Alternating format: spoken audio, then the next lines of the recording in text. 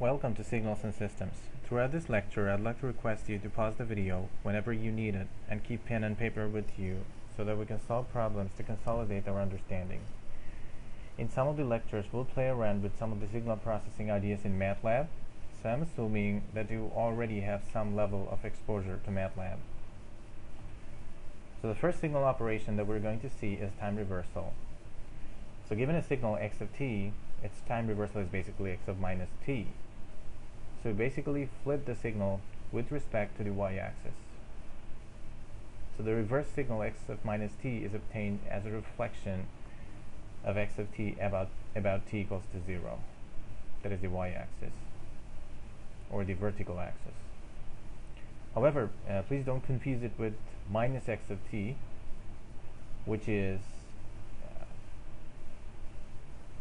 changing the amplitude of the signal with respect to the x-axis, or performing reflection of the signal with respect to the x-axis. So mathematically, this involves replacing all occurrences of t with minus t in the equation of the signal. So this is the equation of the signal shown in A. So x of t is equal to minus 1 for minus 1 to 0, and 1 minus t by 2 for 0 to 2, this interval, and 0 otherwise. So in order to perform time reversal using its analytical expression, or mathematically, what we do is that we replace all occurrences of t here, here, here with minus t in the equation. If we do that, we end up with this equation, and that is the equation of x of minus t. That is the time reverse version of figure A, or this signal. You can also do it graphically. So there are basically two ways of performing time reversal, one using graphically, another using the signal's mathematical expression. So here is another example of time reversal. Here, this is the original signal in red, and the blue signal is basically the reverse version, or flipped version, with respect to the y-axis. So how do you perform time reversal in MATLAB like this? Let's go to MATLAB and find out. Okay, so even though we're discussing continuous time signals and systems in this course, as I described earlier, you cannot store a continuous time signal in MATLAB or any computer, because theoretically it has infinite amount of data. So we're going to illustrate the ideas using discrete time signals, but with very high sampling rate, so that the signal looks like a continuous time signal, even though it's actually a discrete time signal. So here I've defined a signal with sampling rate fs equal to 5 Hertz. This means there are 500 samples per second. dt here is the spacing between two samples, and t vec here, time vector here, is our time axis or x-axis. So we're looking from time equals to minus 1 second to 1 second.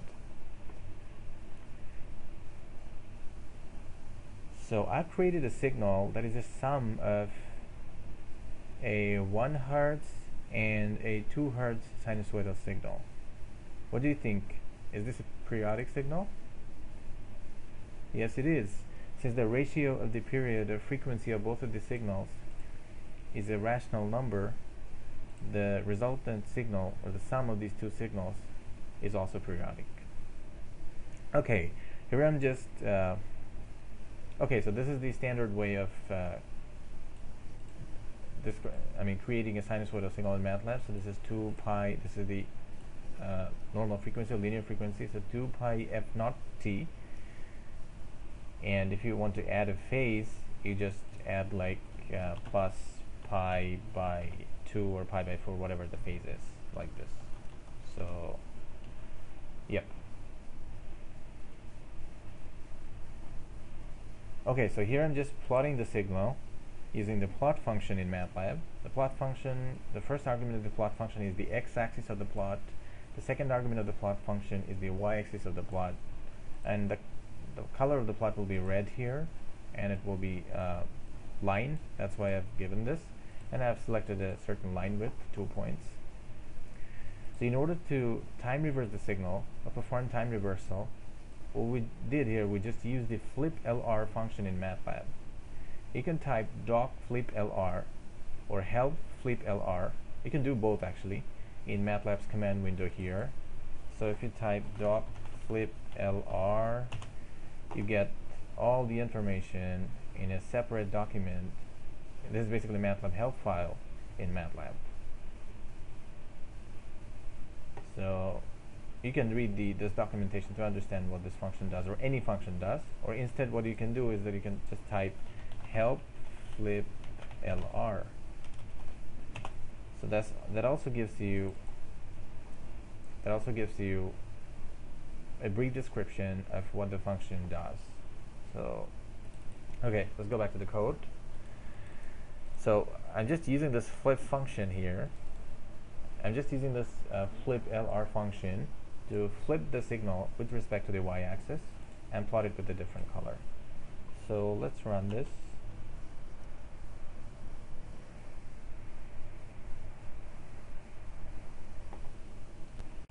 Okay, so we get our plot. So this is the original signal, and this is the time reverse version of the signal.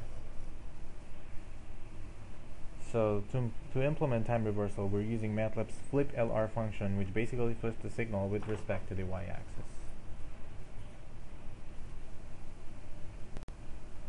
Now, please pause this video and try to solve this problem.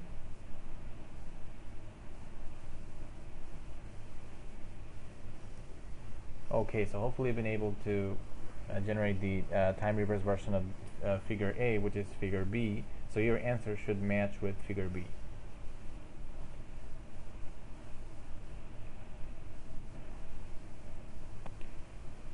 So this is the answer to the problem here.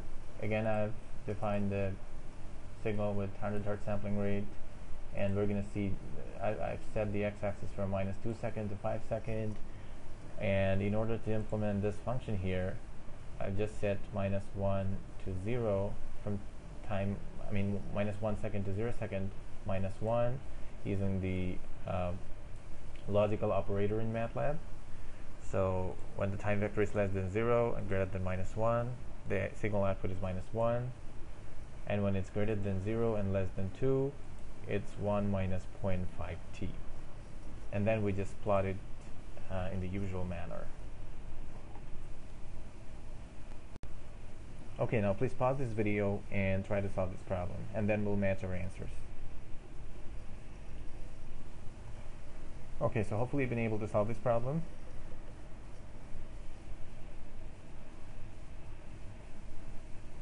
Okay, so the second operation we're going to look into is time shifting. So given a continuous time signal x of t, the time shift form of x of t is x of t minus t naught, where t naught is a constant. If t naught is greater than 0, x of t minus t naught is called a delayed version of the original signal, x of t. And if t naught is a negative number, x of t minus t naught is called an advanced version of the original signal, x of t. So delay means, so if we, so this is here I've created a signal, a time limited signal, and this is the delayed version, 1 second delayed version of the first panel signal. And in the third panel, we have a signal that is a 2 second advanced version of the first panel.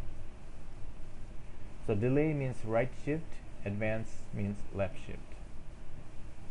And if the equation of the signal is x of t, the equation of this signal will be x of t minus 1, and the equation of this signal will be x of t plus 2.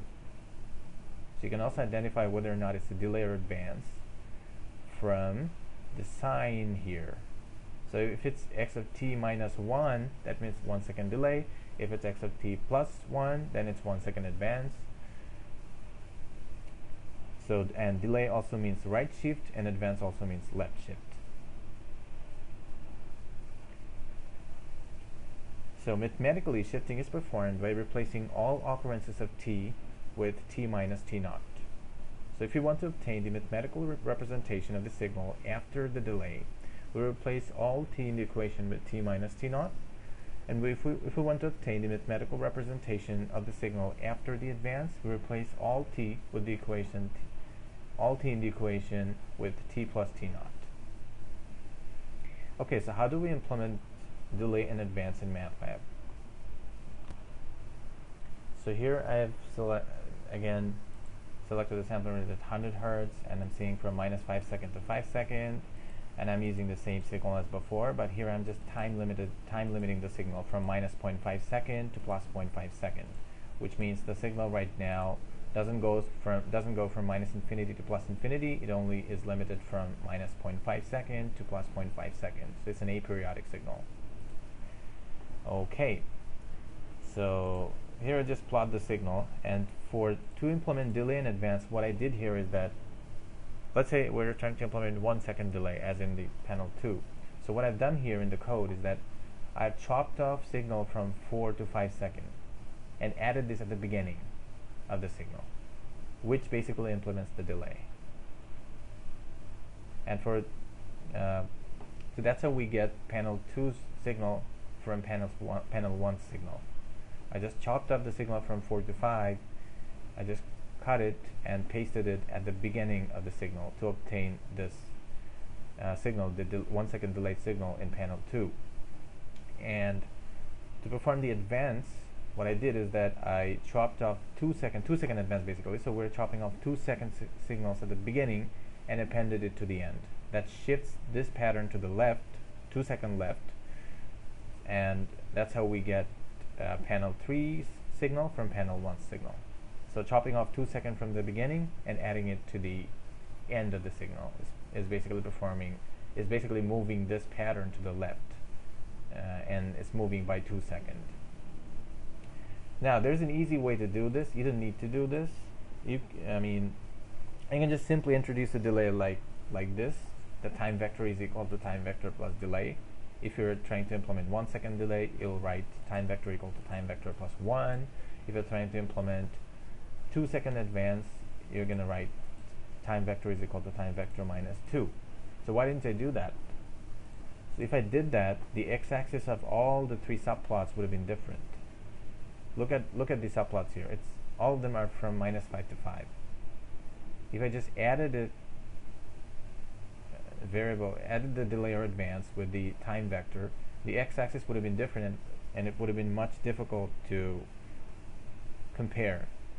And that's why, for illustration purposes, I have created the delay and advance like this. But you can also apply this you can just add the delay with the time vector, or subtract the advance, from the time vector. This is also possible.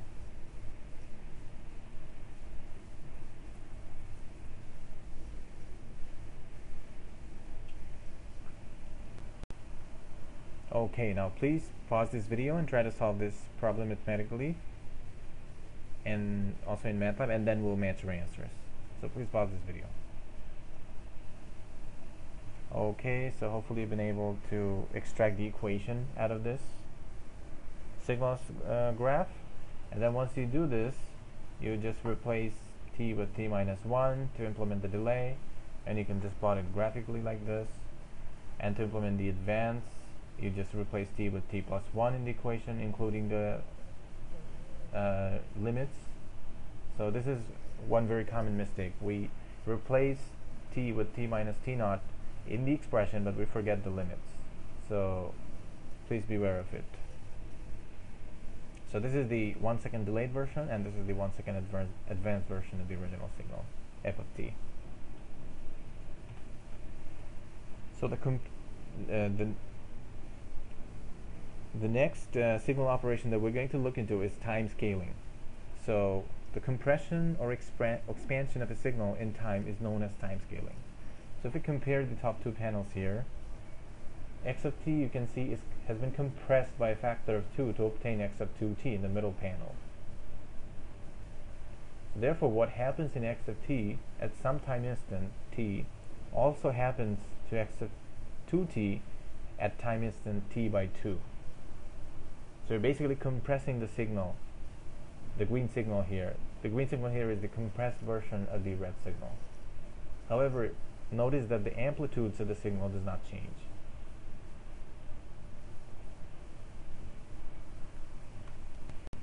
Now if we compare the top and the bottom panels, we see that the signal in the bottom panel is an expanded version of the original signal x of t. So the red signal has been expanded in time by a factor of 2 to obtain x of t by 2 in the bottom panel. So therefore whatever happens in x of t at some point t also happens in the blue signal x of t by 2, but at the instant 2t. So the original signal was time limited from minus 0.5 to plus 0.5. When we compressed it, it became more time limited, and it became time limited from minus 0.25 to plus 0.25. And when we expanded the original signal, it became less time limited, and it lasted from minus 1 to plus 1.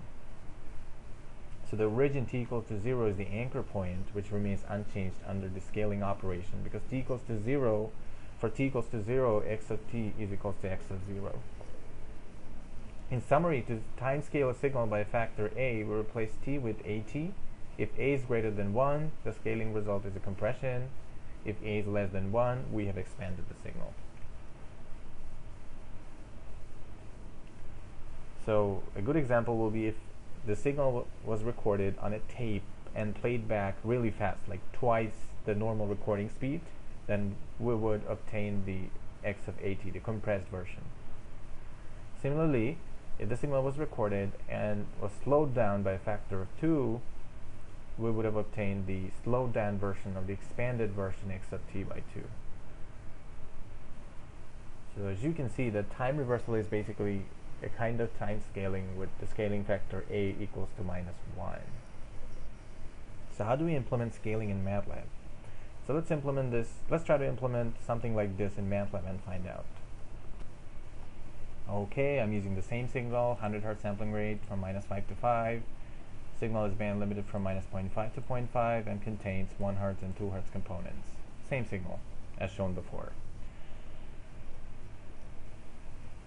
So to perform compression, I've just multiplied the time here. I've just multiplied the time vector t vec with 2. However, that's not the end of the story. I need to modify the x-axis as well so that it reflects the changes. Why? So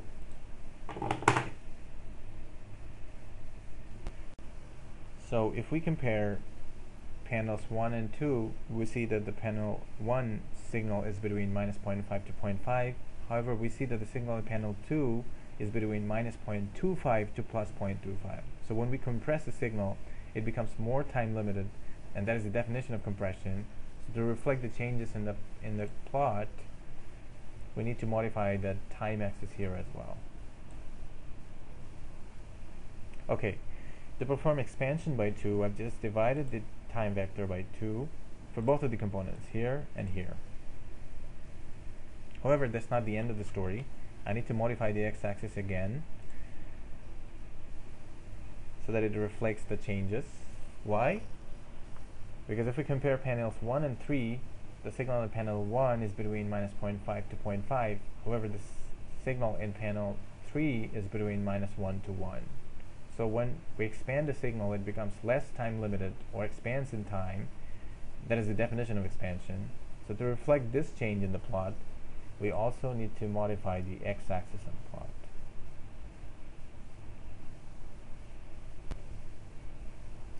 Now we're going to learn how to perform a combination of these three operations that we just discussed: time reversal, shifting, and scaling. What this means is that we're basically trying to find x of at minus b, given that we know x of t. So we can do this in two ways. We can just replace all occurrences of t with at minus b in the mathematical expression or equation of the signal to obtain the output of the combined operation. You can also perform it graphically. If you are trying to do it graphically, you have two more options. You can do shifting first and then scaling. Alternatively, you can do scaling first and then shifting. So if you're shifting first, then you shift the signal to by B, and then you perform scaling, that is replace t with at in the expression of x of t minus b. So these are the two steps if you're doing shifting first. But if we're going to do scaling first, at first you do the scaling, that is you replace t with at, and then if you're doing scaling first, then you need to shift the signal by b by a instead of b. Why? Because for scaling, you already multiplied the time variable with a.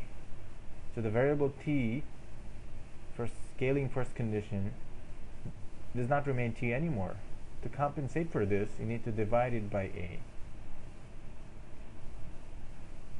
So to compensate for this multiplication by a, the compression factor or expansion factor, we need to shift the signal by b by a instead of just b. Okay, so here's an example. So please pause this video and try to solve this problem by both graphically and analytically, and then we'll match our answers. So please pause this video. So hopefully you've been able to solve this. At first we can determine the mathematical equation, because you know the straight line goes from 0, 0 to 1, 1, and we can determine this equation, and from 1 to 2 v of t is equal to 1 and v of t is equal to 0 otherwise.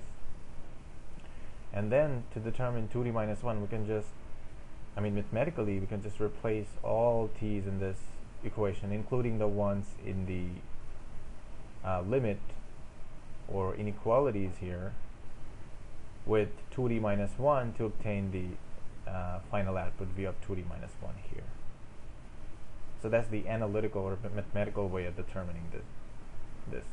You can also do it graphically by doing scaling first, by doing shifting first. So at first you need to determine v of t minus 1, and then you scale it, or you can scale it by 2 at first, and then you should shift it by 1 by 2 or half.